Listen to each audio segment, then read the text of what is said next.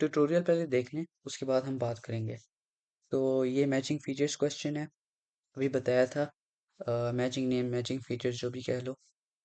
तो सबसे पहले क्या करना होता है, नेम्स पढ़ना होता है। नेम्स पढ़ लें। स्टेला पचीरी, हिमेश लो, इवन में है। अब पैसेज पे जाएं और हाईलाइट करें। अच्छा, मेरे पास अभी इधर हाईलाइटर नहीं है, मेरे पास मैं अंडरलाइन कर सकता हूँ, क्योंकि आप फिर हाईलाइटर का जो ऑप्शन है उससे आप फॉलो नहीं कर सकेंगे। असल में ये स्कैन पिक्चर्स हैं, मेरे पास ओरिजिनल पीडीएफ नहीं है अभी, तो उसके साथ फिर आप खुद हाईलाइट कर सकेंगे। तो अभी हम अंडरलाइन करेंगे। ठीक है भाई, पेन पेन फॉलो करें। ये आ गया पहला नाम। ये बहुत हल्का है, इसे थोड़ा करना पड़ेगा। ठीक,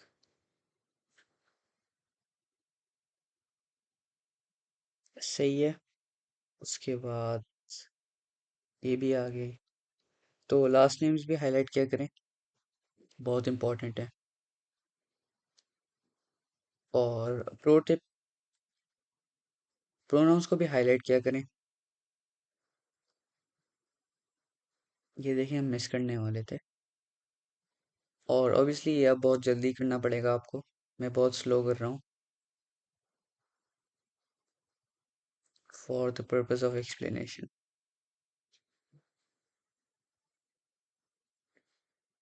ये नया नेम आ गया। ये देखें, बहुत छोटा सा लिखा हुआ था। तो make sure you don't miss last names, because अक्सर मिस हो जाते हैं।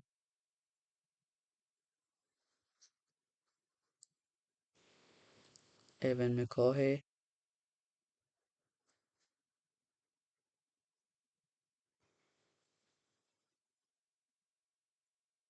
ये देखें, फिर से प्रोनाउन आ गया। और प्रोनाउंस में भी बहुत इंपॉर्टेंट चीज़ें लिखी होती है जो मिस नहीं करना होता। ठीक है भाई, ये हैं हमारे हाइलाइटेड नेम्स। नेक्स्ट हमें क्या करना है, नेक्स्ट हमें स्टेटमेंट्स में जाना है। ठीक है, तो भाई बहुत सारी स्टेटमेंट्स हैं। तो भाई हमारे पास अभी 3 नाम है, और हमें अब करना क्या है, नेक्स्ट क्या करना है भाई। नेक्स्ट चीज़ ये करनी है, आपने पैसेज पढ़ना है। पूरा पैसेज ऑब्वियसली नहीं पढ़ना, जिस जगह हमने हाईलाइट किए हैं बस वही सेंटेंसेस पढ़नी है। तो हम हम शुरू किधर करें। शुरू आपने वहीं करना है जहाँ पर सबसे लीस्ट मेंशन नेम हो। जिस तरह इधर हमने पचीडी का नाम देखा था, ये बहुत सही दफा मेंशन हो रहा है। तो इधर से स्टार्ट नहीं करें, आप टाइम बहुत ज़ाया करेंगे। तो ऑब्वियसली पता है आपको, रीडिंग में बहुत ज़्यादा टाइम मैनेजमेंट का इश्यूज होते हैं। तो हमें लीस्ट नेम से शुरू करना है, जो नेम सबसे लीस्ट मेंशन हो। तो इधर एवन में को है 4 दफा मेंशन हो रहा है प्रोनाउन के साथ, और इसके 4 पैराग्राफ हैं। तो हम हिमिश लो के साथ शुरू करेंगे। देख सकते हैं आप, बस 2 ही पैराग्राफ हैं, और इसका नेम बस 3 दफा मेंशन हुआ है। तो भाई इकोनॉमिक्स प्रोफेसर हिमेश लो क्या कह रहे हैं। Economics professor Himesh low believes that the future of work will involve major transitions across the whole life course for everyone। वही कह रहे हैं, बहुत ज़्यादा ट्रांजिशन और चेंजेस होंगी हर बंदे की ज़िंदगी में, उसकी जॉब में। The traditional trajectory of full-time education followed by full-time work followed by pension retirement is a thing of the past।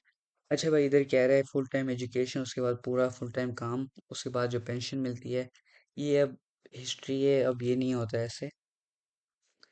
आगे कह रहा है instead he envisages a multi-stage employment life, one where retraining happens across the life course and where multiple jobs and no job happen by choice at different stages।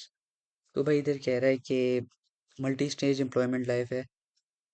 मतलब कि बंदे को same job नहीं होती बंदे के पास हमेशा। जिस तरह पहले होती थी ना, बंदा पूरी ज़िंदगी एक ही जॉब करता था, अपनी ऐसे नहीं है। बहुत सारी जॉब्स बंदा करता है, बहुत सारी चीज़ें चेंज करता है। और ये भी हो सकता है अनएम्प्लॉयड भी हो बहुत सारी दफ़ा। तो ऐसे नहीं होता अब, पहले पढ़ाई, उसके बाद जो ट्रेडिशनल ट्रेजेक्टरी है, जो स्टैंडर्ड है, अब इस तरह नहीं हो तुम।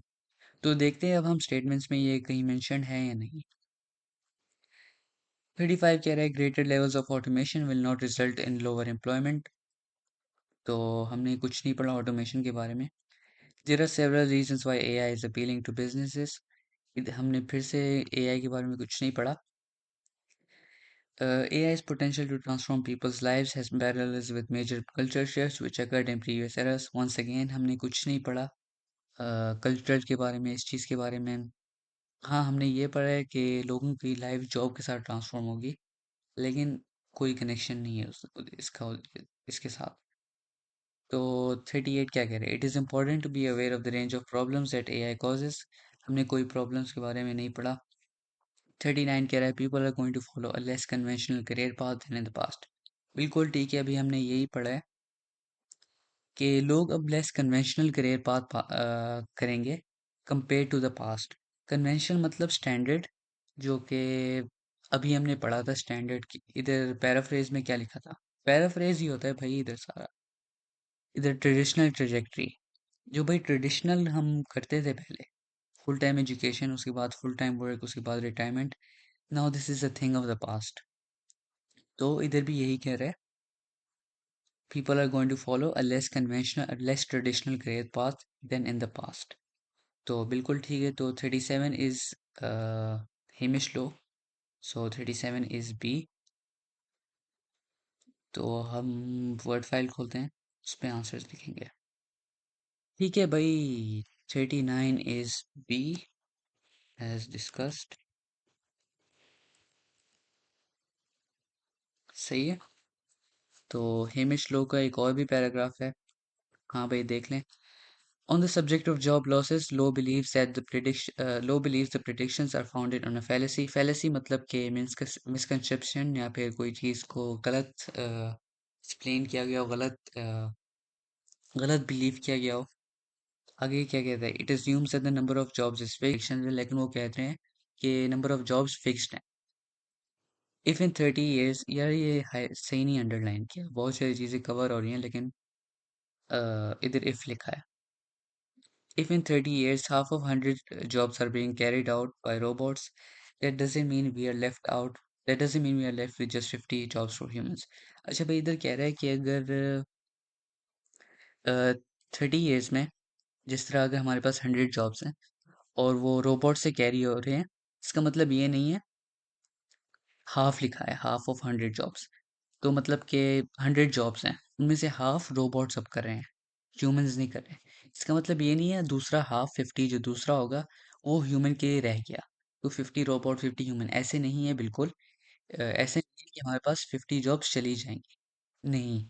बल्कि the number of jobs will increase. भाई नंबर ऑफ जॉब्स बल्कि इंक्रीज होंगे। You would expect there to be 150 jobs. भाई अब ये कैसे हुआ? लाइक 100 जॉब्स ही 50 रोबोट्स पे थे, ये कैसे कह रहे हैं 150 हो गई अब ह्यूमंस के लिए? तो इसका मतलब ये 50 जब रोबोट्स के हैं, अब रोबोट को ऑपरेट कौन करेगा भाई? कौन करेगा रोबोट को ऑपरेट? वो भी तो कॉम्प्लिकेटेड चीज़ है ना। तो बेसिकली इधर ये कह रहा है कि रोबोट और एआई ये जॉब्स को रिमूव नहीं करेंगे। हाँ बिल्कुल रिमूव करती तो हैं, रिमूव करती तो हैं, लेकिन on the other hand it creates a chance for more jobs. ठीक है, it creates a chance, it gives chances to other people who basically operate the robot. इधर ये कह रहा है बेसिकली। तो ये देखते हैं। Greater levels of automation will not result in lower employment. बिल्कुल ठीक, अभी हमने यही पढ़ा है। भाई जितना ज़्यादा ऑटोमेशन इंक्रीज होगा, उससे एम्प्लॉयमेंट डिक्रीज नहीं होगा। ठीक है, बल्कि उसने ये भी कहा है कि एम्प्लॉयमेंट इंक्रीज होगा। तो 35 इज एब्सोल्युटली बी। ठीक है, अब हमने पढ़ना है एवन मैकॉहे का पार्ट, क्योंकि इसके 4 मेंशन है और पचीडी के मेंशन बहुत ज़्यादा है भाई। इस पर तो पूरा पेज है, इधर भी मेंशन है। तो इसका पढ़ते हैं। अच्छा भाई, Dr. Evan McCaughey at Cambridge's Center for Business Research and King's College London agrees that apocalyptic views about the future of work are misguided. It's the laws that restrict the supply of capital to the job market, not the advent of new technologies that causes unemployment. अच्छा भाई, Avon मैकॉहे ये कह रहा है कि जो law है वो कैपिटल नहीं आने दे रहा जॉब मार्केट में। मतलब कि कैपिटल मतलब कि पैसे, और वो नहीं आने दे रहा जॉब मार्केट में पैसा है। ऑब्वियसली ये गवर्नमेंट से कनेक्टेड है। तो बेसिकली मैकॉहे ये कह रहा है न्यू टेक्नोलॉजीज अनएम्प्लॉयमेंट कॉज नहीं करती, ये कह रहा है। बल्कि वो ये कह रहा है लॉ करती है। तो आप पूरा नहीं समझा करिए क्या कह रहा है, बस आप मेन पॉइंट समझ ले। इधर ये कह रहा है अनएम्प्लॉयमेंट करती है कॉज, बेसिकली ये कह रहा है अनएम्प्लॉयमेंट कॉज करती है लॉ, हमारी जो लॉ है, और टेक्नोलॉजीज नहीं करती। तो इधर देखते हैं कहीं लिखा है या नहीं। 35 कर लिया भाई। There are several reasons why AI is appealing to business, कुछ भी नहीं पढ़ा कि एआई बिजनेस को क्यों पसंद है। AI's potential to transform people's lives has parallels with major culture shift, कुछ भी कल्चर नहीं पढ़ा। It is important to be aware of the range of problems that AI causes, कुछ भी नहीं पढ़ा भाई हमने AI के प्रॉब्लम्स के बारे में। 39 कर लिया। Authorities should take measures to ensure that there will be adequately paid work for everyone, भाई कुछ भी नहीं पढ़ा हमने। adequately paid और equal pay और कुछ भी नहीं पढ़ा हमने ये। हमने बस ये पढ़ा है कि law is the reason। किधर थे हम? तो भाई इधर कोई मेंशन नहीं है इसका, तो हम ये नहीं पढ़ेंगे। He adds, if there is going to be a change, if there is going to be change to jobs as a result of AI and robotics, then I'd like to see government seizing the opportunity to improve policy to enforce good job security। अच्छा भाई कह रहे हैं अगर jobs में change आया, जिस तरह अगर AI रोबोटिक्स चेंज करे जॉब्स को, लाइक बहुत सारी जॉब्स रोबोट से अब कह रही हूँ, AI से कह रही हूँ, तो आगे कह रहा है then I'd like to see government seizing this opportunity. तो भाई कह रहा है कि मैं देखना चाहता हूँ गवर्नमेंट इस अपॉर्चुनिटी से फ़ायदा लें, और टू इम्प्रूव पॉलिसी, पॉलिसी अपनी इम्प्रूव करे, and enforce good job security, और भाई जो जॉब सिक्योरिटी है उसे भी इन्फोर्स करें, मतलब कि हर बंदे की जॉब्स को सिक्योर करें। और अब ये आगे कह रहा है we can reprogram the law to prepare for a fair future of work and leisure. भाई हम प्रोग्राम को लॉ को रिप्रोग्राम कर सकते हैं कि फ्यूचर जो वो ज़्यादा फेयर हो, fair of work and leisure, भाई लाइजर भी हो साथ में, बंदा मज़े भी करे।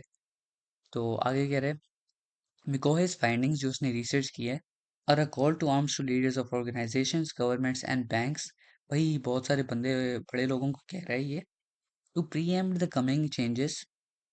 प्रीएम्प्ट मतलब से पहले से चेंजेस, पहले से रेडी हो बंदा। तो प्रीएम्प्ट द कमिंग चेंजेस, जो अभी आगे चेंजेस आएंगे एआई की वजह से, with bold new policies that guarantee full employment, fair incomes and a thriving economic democracy. तो भाई पहले से तैयार हो कि न्यू पॉलिसीज के साथ बंदा पहले ये पहले से तैयार हो, जो भी ऑर्गेनाइजेशंस के बड़े हैं गवर्नमेंट वगैरह, कि भाई फुल एम्प्लॉयमेंट गारंटी करें, और इनकम्स भी फेयर रखें, और हमारी इकोनॉमी बहुत अच्छी होनी चाहिए। तो भाई बेसिकली ये कह रहा है ये हमें लॉ में कुछ चीज़ें अमेंड करनी है, चेंज करनी है, पहले से तैयार होना चाहिए एआई के बारे में जब ये जॉब्स को चेंज करेगा वगैरह। और ऑर्गेनाइजेशंस को कह रहा है भाई इक्वल पे होना चाहिए, फुल एम्प्लॉयमेंट होनी चाहिए, जॉब सिक्योरिटी होनी चाहिए, बेसिकली ये कह रहा है। तो ये अभी हमने ही पढ़ा था भाई, याद होगा सबको। कोई भी अपीलिंग नहीं है एआई टू बिजनेसेस, कुछ भी हमने इस तरह नहीं पढ़ा। रीजंस हमने कोई नहीं पढ़ी एआई क्यों अपीलिंग है बिजनेस से। और एआई का potential to transform people's lives, और ये भी हमने नहीं पढ़ा। हाँ ये पढ़ा है कि एआई पोटेंशियल है इसका, बहुत लोगों की लाइफ चेंज करेगा, लेकिन कल्चरल शिफ्ट्स, प्रीवियस एरास, इस तरह कुछ नहीं पढ़ा हमने। एआई प्रॉब्लम्स कोई भी नहीं पढ़े हमने एआई के प्रॉब्लम्स के बारे में। ये 39 कर लिया। अब बात है इस पे, authority should take measures to ensure that there be adequately paid work for everyone. बिल्कुल ठीक है, अभी हमने ये पढ़ा था हर बंदे को फेयर इनकम मिलना चाहिए, इधर भी यही कह रहा है कि equal pay, fair work, fair paid work हर बंदे को मिलना चाहिए। इधर अथॉरिटीज लिखा था, ऊपर लिखा था ऑर्गेनाइजेशंस ऑफ, क्या लिखा था भाई, लीडर्स ऑफ ऑर्गेनाइजेशन लिखा था, गवर्नमेंट्स, बैंक्स। तो बेसिकली पैराफ्रेज अथॉरिटीज में हो गई है, तीनों चीज़ें अथॉरिटीज में पैराफ्रेज हो गई हैं। तो वही यही गेम है भाई आईएल्स की। रीडिंग की यही गेम है सारी। Paraphrase paraphrase. तो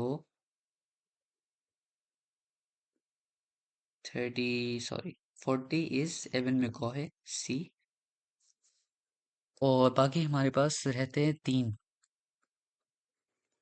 सही है भाई, ये पढ़ लिया था भाई ये। इसका लास्ट पार्ट मैकॉहे का। The promises of these new technologies are astounding. They deliver humankind capacity to live in a way that nobody could have once imagined. भाई ये बहुत ही आला टेक्नोलॉजीज हैं, बेसिकली ये कह रहा है, astounding है भाई। They deliver humankind the capacity to live in a way that nobody could have once imagined. आगे ऐड करता है, just as the industrial revolution brought people past subsistence agriculture and the corporate revolution enabled mass production, third revolution has been pronounced. तो भाई अब history पे थोड़ा जा रहा है। जिस तरह इंडस्ट्रियल रेवोल्यूशन में लोगों को पास सब्सिस्टेंस एग्रीकल्चर लाया था। तो भाई इंडस्ट्रियल रेवोल्यूशन रेवोल्यूशन में बेसिकली इंडस्ट्रीज आई थी, जिसमें मशीन्स पहली दफ़ा इन्वेंट हुई थी वगैरह। और बंदा हाथों से हर चीज़ नहीं करता था। तो बेसिकली कंपेयर कर रहा है रेवोल्यूशन। आगे कह रहा है कोऑपरेट रेवोल्यूशन भी आई थी, जिसमें बहुत सारी प्रोडक्शन हुई थी। और अब ये हमारी थर्ड रेवोल्यूशन में, जिसमें हम रोबोट्स पे ऊपर डिपेंड थोड़ा ज़्यादा करेंगे। तो आगे कह रहा है ये बस टेक्नोलॉजी की नहीं होगी। It will not be one of technology, the next revolution will be social. तो बेसिकली भाई कंपेयर कर रहा है कि हमारी पहली दफ़ा हमारे साथ नहीं हो रहा है ये चीज़, कि हमें डर हो किसी चीज़ से, कि भाई हमारी जॉब्स चली जाएंगी। नहीं, ऐसे ऐसे नहीं है, पहले भी बहुत लोगों को डर आया था। हाँ, जॉब्स भाई जिसकी जाती हैं तो जाती हैं, लेकिन at the same time it creates opportunities for other people. तो बेसिकली ये कह रहा है। तो हिस्ट्री को भी साथ ला रहा है। तो हमारे साथ पहली दफ़ा ये नहीं हो रहा कि किसी कोई चीज़ टेक ओवर कर रही हो। नहीं। तो भाई हम ह्यूमंस हमेशा थ्राइव करेंगे। History proves it. किधर लिखा था भाई ये? याद होगा यार, ये भी हमने पढ़ा था। तो ग्रेटर लेवल्स ऑफ ऑटोमेशन कर लिया भाई यार, ये बहुत सारी दफ़ा मेंशन हुआ है।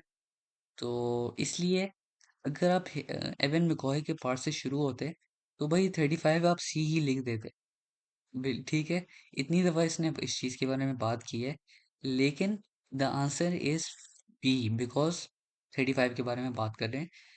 बिकॉज यह इसने डायरेक्ट बताया था। किधर इसने बताया था? सॉरी, किधर बताया था भाई?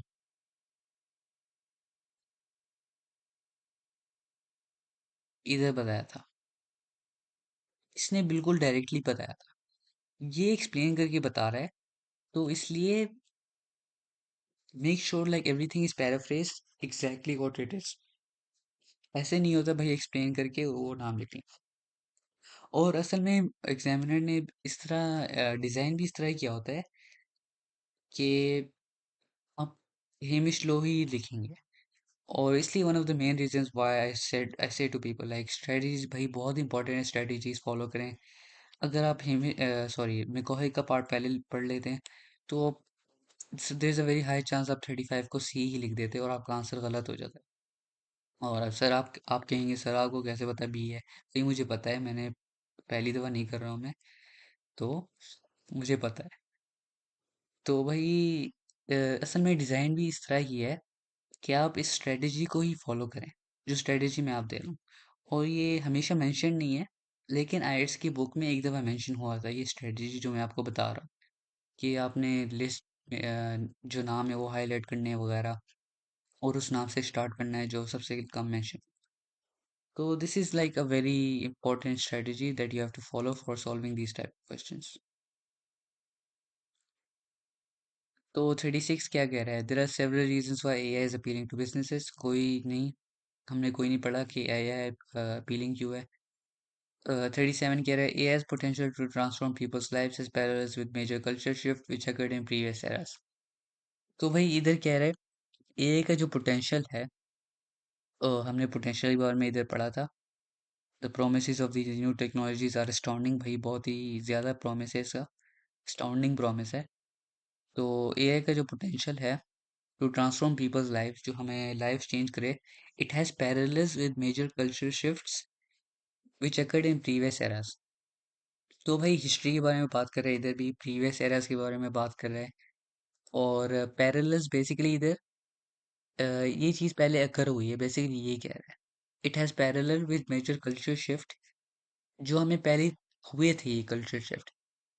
कल्चर उस चीज़ के बारे में बात नहीं कर रहा, कल्चर डायरेक्टली नहीं, इधर डिफरेंट तरीके से कल्चर वर्ड यूज़ कर रहा है।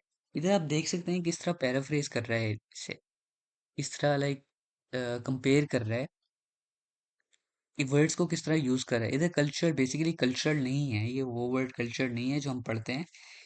इधर बेसिकली ये कह रहा है हमारी जो लाइफ किस तरह चेंज हुई है विद द रेवोल्यूशंस, पर इंडस्ट्रियल रेवोल्यूशन, आगे क्या लिखा था, कॉर्पोरेट रेवोल्यूशन, और उसने फिर ये बताया कि अब एक नई रेवोल्यूशन है। तो भाई इस इसलिए इधर लिखा है पैरेलल्स, पैरेलल्स जो पिछले पिछले दो रेवोल्यूशन गुजरे थे, तो it has parallels with it which occurred in the previous eras. तो भाई पैराफ्रेजिंग है इधर भी सारी। और 37 is also going to be C Evan McCaughey, ठीक है। और लाइक दिस इज इजी यार, ये इजी था, ये थोड़ा कह सकते हैं प्रीवियस एरास जहाँ मेंशन हुआ, like this killed the game, है ना। प्रीवियस एरा मेंशन होने के साथ हमें पूरा पता चला। तो भाई एवन मैकॉहे का पार्ट खत्म हो गया, हेमिश लो का भी खत्म हो गया, और बाकी रहती है पचीडी, डॉक्टर स्टेला पचीडी। और देखें अगर आपके पास टाइम कम है तो आप 36 और 38 ए ही लिख लें, और हमारे पास भी टाइम बहुत कम है। अच्छा मजाक कर रहा हूँ, करेंगे एक्सप्लेन भाई। लेकिन असल में इधर ये मसला है कि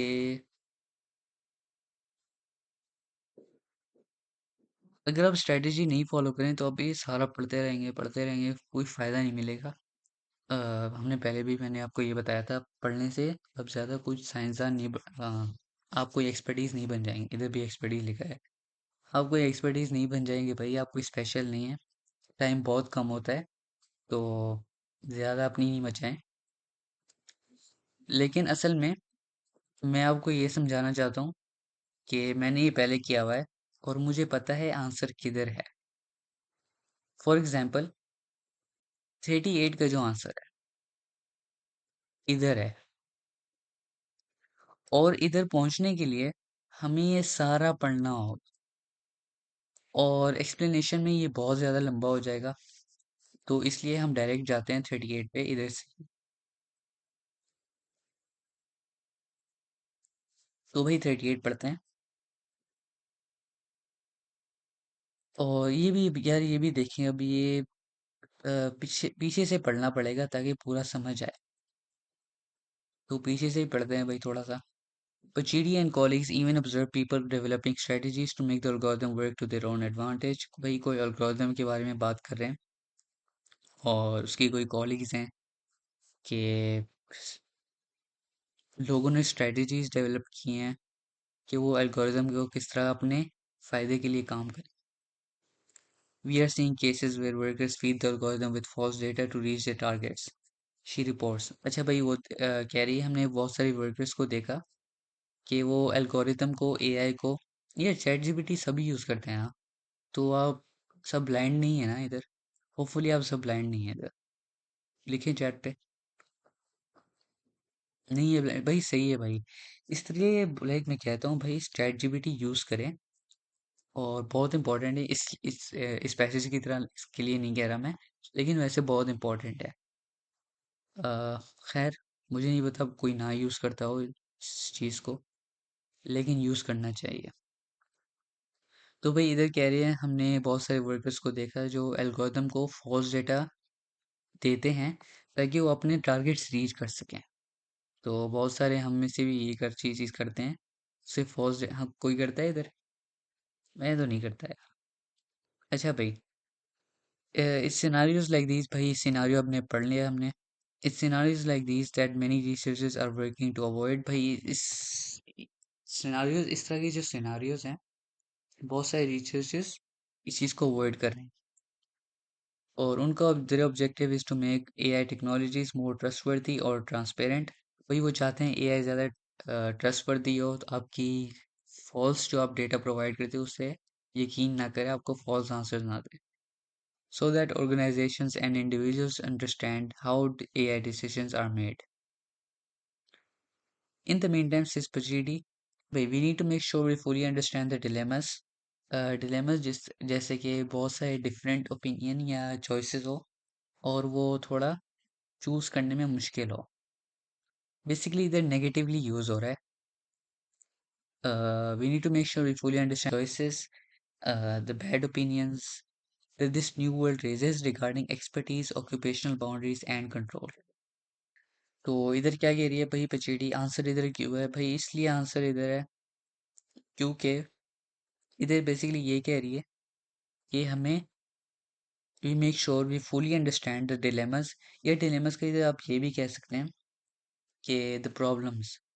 हाँ, पूरा यही नहीं लिखा हुआ लेकिन इनडायरेक्टली यही इंडिकेट कर रहा है कि डिलेमास इधर प्रॉब्लम्स है। That this new world raises, new world basically AI के बारे में है।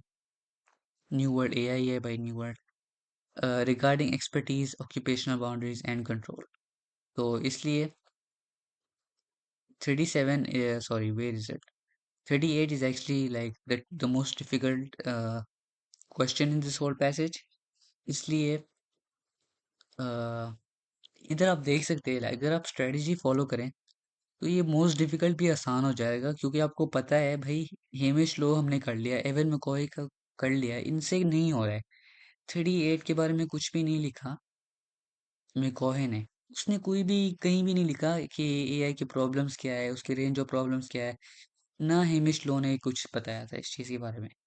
उन्होंने बस भाई फ़वाद के बारे में बात किया, बल्कि फ़वाद के बारे में नहीं बात किया, सॉरी क्या कह रहे हैं हम। उस उन्होंने बस एम्प्लॉयमेंट के बारे में बात किया था। और मैकॉय ने लॉ के बारे में बहुत बात किया। तो जब आप एग्ज़ाम पे पढ़ेंगे, आप इस तरह नहीं पढ़ेंगे जिस तरह मैं पढ़ रहा हूँ, आप दिमाग में पढ़ेंगे और वो बहुत ज़्यादा जल्दी होता है। Main thing is understanding. उसके बाद और स्पीड, भाई स्पीड बहुत इंपॉर्टेंट है, बहुत जल्दी पढ़ना होता है। तो 38 आप देख सकते हैं बहुत ज़्यादा मुश्किल था, पर इतना भी मुश्किल नहीं था अगर आपको आइडिया हो जाए, जिस तरह मुझे आइडिया हो गया है किस चीज़ के बारे में बात कर रहे हैं और प्रॉब्लम्स के बारे में बता रहे हैं एआई की। इधर भी ये बता रहे हैं understand the dilemmas, the problems that is caused by AI। तो 38 is also, sorry, 38 is going to be A। और 36 का देख लेते हैं हम। 36 क्या था भाई, अब स्टेटमेंट्स पहले पढ़े। There are several reasons why AI is appealing to businesses। In many cases they can outperform humans। AI के बारे में बात हो रही है, वही humans को आउट परफॉर्म कर सकते हैं। पचीडी cess पचीडी। Organizations are attracted to using algorithms because they want to make choices based on what they consider is perfect information।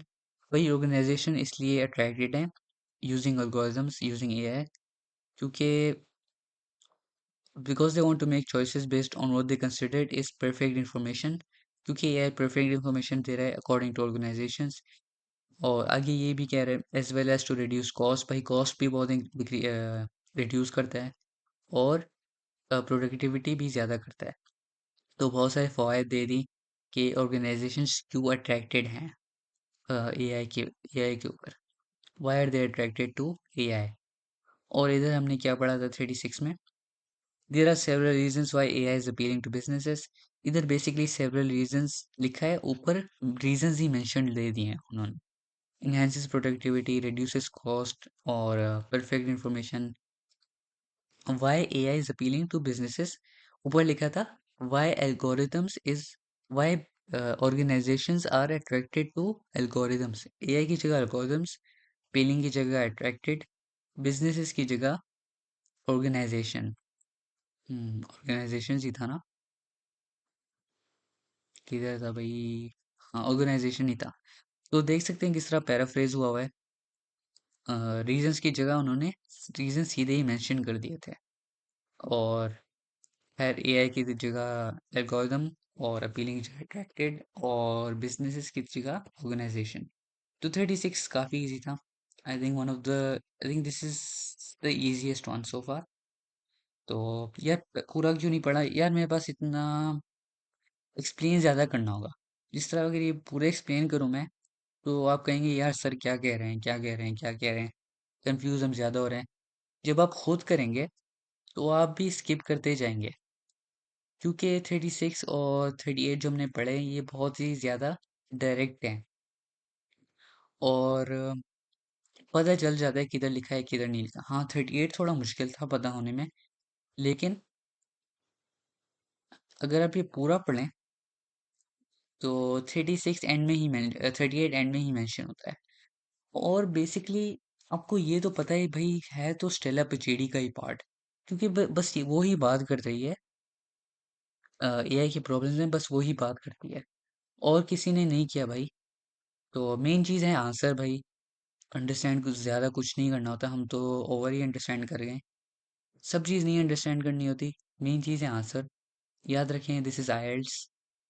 ये हम फन के लिए नहीं कर रहे हैं, हमने भी कोई चीज़ें कंप्लीट करनी है इसलिए हम ये कर रहे हैं। वो आंसर चेक कर लें अब। तो देखें भाई 35 बी, 36 ए, 37 सी, 38 ए, 39 बी, 40 सी। तो बिल्कुल ठीक, सारे ठीक किए हमने। That's it for matching features.